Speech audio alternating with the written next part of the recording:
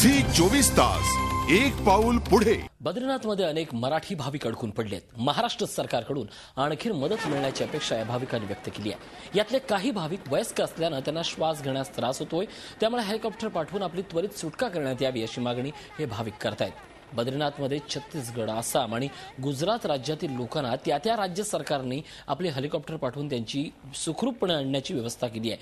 मग आमचं राज्य सरकार हेलिकॉप्टर का पाठवत नाही असा संतापजनक सवालही झी 24 तासच्या माध्यमातून त्यांनी केला आहे। बद्रीनाथला पोहोचलेली झी 24 तास ही पहिली मराठी वृत्तवाहिनी आहे। या यात्रेकरूंची बातचीत केली आमचे प्रतिनिधी रश्मी पुराणिक यांनी।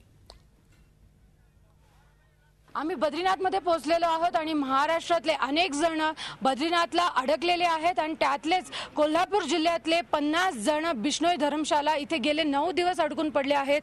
नेमकी गेल्या 9 दिवसात काय घडलं, त्यांची काय अवस्था झाली हे आपण त्यांच्याकडनं जाऊन घ्या। आपलं नाव काय आणि सांगू शकाल की गेले 9 दिवस आपल्यावर काय परिस्थिती आहे? मी भरत कुमार खोत, मी कागलचा रहिवासी आहे। जवाहर नवोदय विद्यालयामध्ये शिक्षक म्हणून काम करतो। 14 तारखेला आम्ही हरिद्वार येथून निघालो। त्यानंतर दरड कोसळल्यामुळे रस्ते वगैरे सर्व बंद झाले आणि बाहेर जाण्याचा मार्ग बंद झाला। तेव्हापासून आम्ही या ठिकाणी धर्मशाळेमध्ये राहत आहोत।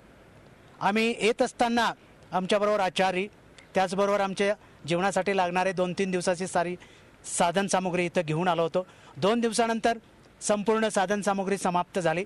त्यानंतर आम्ही महाराष्ट्र शासनातील लोकांशी संपर्क केला।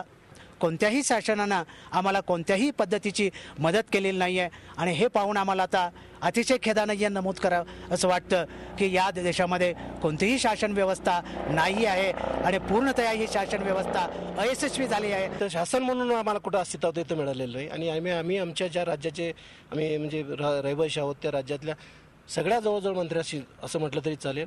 विशेषतः कोल्हापूर आणि सांगली जिल्ह्यातले जेवढे मंत्री आहेत, केंद्रीय असतील किंवा राज्यस्तरावरचे असतील, त्यांच्याशी आम्ही संपर्क साधायचा प्रयत्न केला आहे। पण जे फक्त हेल्पलाईन नंबर किंवा अधिकाऱ्याची नावं दिली जातात, पण प्रत्यक्षात अधिकारी कोणी भेटायला येत नाही।